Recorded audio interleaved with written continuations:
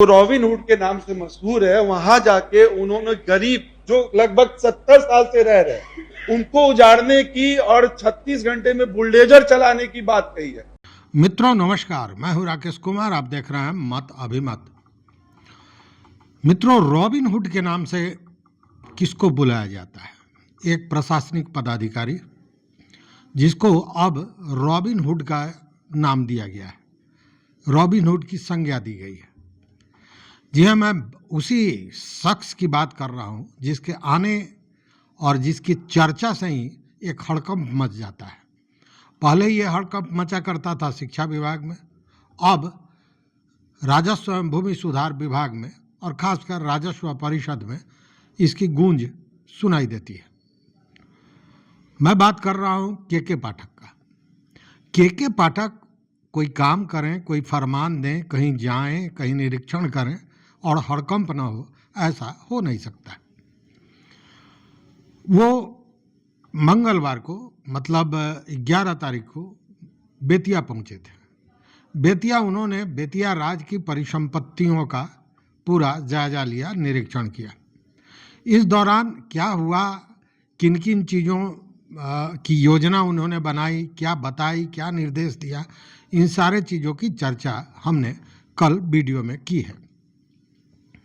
लेकिन आपको बता दें कि उसके साथ ही वो मुजफ्फरपुर में भी पहुंचे थे और वहाँ भी उन्होंने राजस्व विभाग के काम को देखा था। वहीं सबसे बड़ी मुश्किल यह है कि वो मोतिहारी में पहुंचे थे और मोतिहारी में भी उन्होंने राजस्व विभाग के काम को देखा और खासकर नीलाम कार्यालय जो होता है उसको देखा और बड़ी सख्ती से उन्होंने कहा कि ये 30-30, 35-35 बरस से नीलामवाद पड़ा हुआ है, आखिर क्यों? और इसको लेकर नीलामवाद में पूर्व से जो बॉडी वारंट निकला था उन पे अमल करने की बात कही, साथ में जो भी वारंट है उस पर अमल करने का निर्देश दिया। और इतना ही नहीं, पुलिस को यह कहा कि बाजाप्ता लाउड स्पीकर डुगडुगी लेकर गांव में जाएं और वहाँ के लोगों को बताएं कि फला व्यक्ति सरकार का इतना पैसा लेकर या बैंक का इतना पैसा लेकर भागा हुआ है, पैसा नहीं दे रहा है। मतलब कि सामाजिक रूप से उस व्यक्ति को बेनकाब किया जाए। अब इस पर इतने दिनों से कार्रवाई नहीं हुई है, कहीं ना कहीं इसका भी असर पड़ना है उन कर्मियों पर, उन पदाधिकारियों पर जिन्होंने मामले को अटका के रखा है। लेकिन अभी हम बात कर रहे हैं बेतिया की।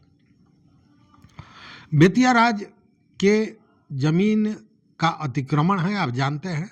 पहले बेतिया राज का जो के जमीन की सूची जारी हुई थी, लगभग 15,358 के लगभग एकड़ की हुई थी।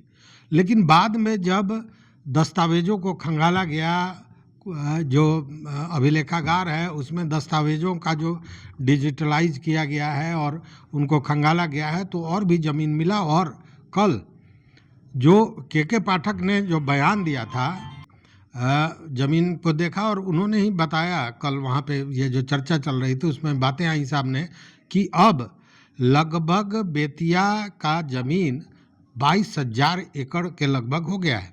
14 जिलों में फैला हुआ है, यूपी में भी है।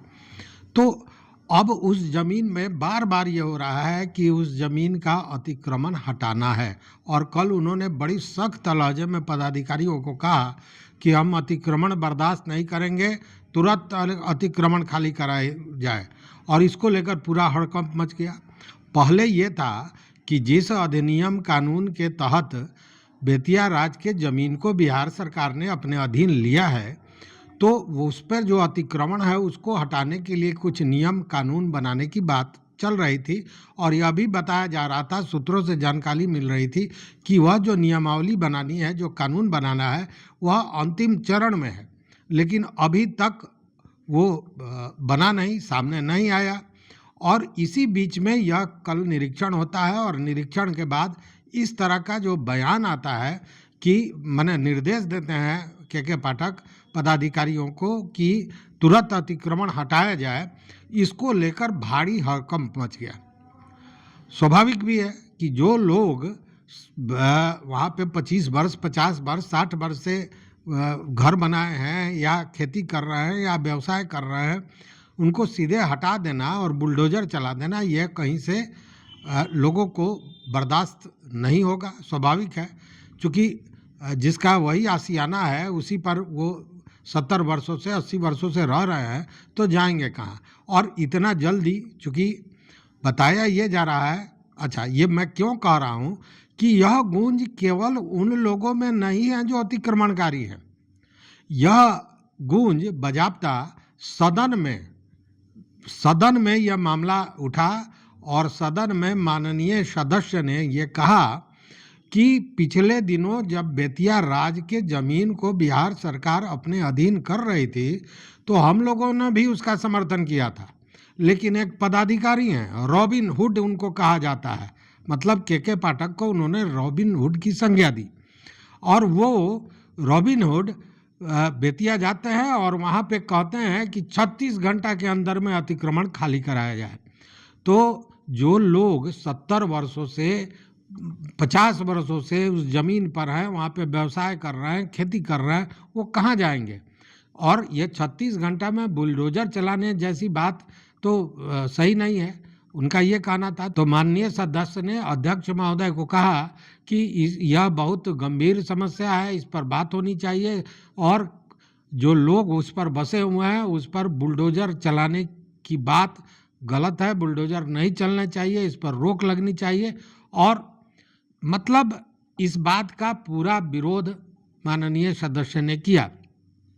हालांकि आप जानते हैं कि जब सदन में गंभीर मुद्दे आते हैं तो उसके लिए समय कम होता है सदन के पास, और जब बिना मतलब के बात, जिसका कोई विकास से मतलब नहीं होता है, जब वो बातें होती हैं या आम आदमी से जिसका मतलब नहीं होता है वो बातें होती हैं, तो उस पर गंभीर चर्चाएं होती है, समय भी दिया जाता है। तो तुरंत अध्यक्ष महोदय ने कहा ठीक है ठीक है ठीक है, फिर ये बैठ जाते हैं। लेकिन वो क्या कहते हैं ये सुनिए। जो हमारी शीतकालीन सत्र हुई थी उसमें बेतिया राज का जमीन का अधिग्रहण हुआ, अधिग्रहण का हम लोग भी ये किए थे सपोर्ट, लेकिन कहना ये है कि एक विशेष अधिकारी बेतिया गए हैं जो रॉबिन हुड के नाम से मशहूर है, वहां जाके उन्होंने गरीब जो लगभग 70 साल से रह रहे हैं उनको उजाड़ने की और 36 घंटे में बुलडोजर चलाने की बात कही है। मेरा कहना कि जो गरीब 70 साल से रह रहे हैं, जो व्यावसायिक 70 साल से काम कर रहे हैं, कम से कम सरकार की तरफ से संज्ञान लेना चाहिए और थोड़ी समय देनी चाहिए। आप रातों रात कैसे किसी को उजाड़ सकते हैं महोदय, ये बहुत संवेदनशील मामला है। हम चाहेंगे कि सरकार संज्ञान ले, इसको रोके, बुलडोजर ना चले, गरीब का आशियाना उजाड़ा ना चाहे, व्यवसायिक हो गया, इतना देर काफी है। तो मेरा कहना है कि आपने सुना, मतलब कि यह हड़कंप केवल अतिक्रमण करने वाले लोगों में नहीं है या आम आदमी में नहीं है जो इससे प्रभावित होने वाला है। यह गूंज, इस हड़कंप का जो धमाका है वो सदन में भी हो रहा है, और स्वाभाविक है कि आप जानते हैं कि इसका विरोध भी पुरजोर रूप से हो रहा है।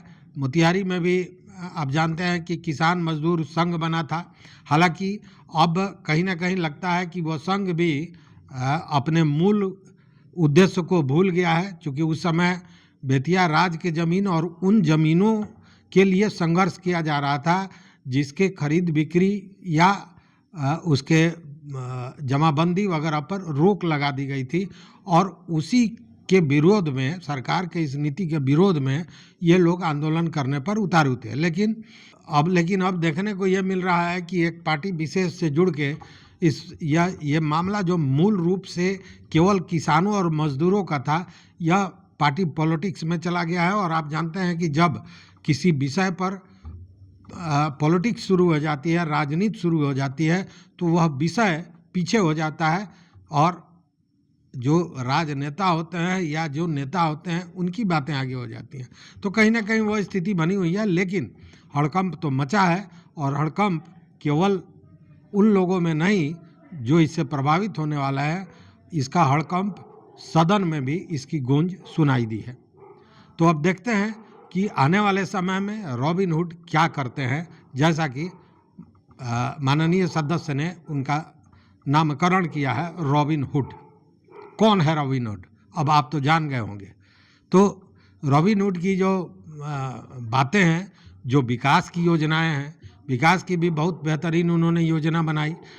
एकदम स्पष्ट कहा जा रहा है कि कम से कम बेतिया मोतिहारी मतलब पूर्वी चंपारण पश्चिमी चंपारण का कायाकल्प हो जाएगा अगर जो योजना उनके दिमाग में है वो मूर्त रूप ले लेता है तब। लेकिन कहीं ना कहीं उन लोगों का आशियाना भी उजड़ सकता है जो लोग बरसों से बेतिया राज के ज़मीन पर काबिज हैं, घर बनाए हैं और व्यवसाय कर रहे हैं। तो इस वीडियो में बस इतना ही। देखते रहिए मत अभिमत। मित्रों, चैनल पर नए हो तो सब्सक्राइब कीजिए, लाइक कीजिए, दोस्तों के साथ शेयर कीजिए और अपना विचार जरूर दीजिए। बहुत बहुत धन्यवाद। कोटिशाह आभार।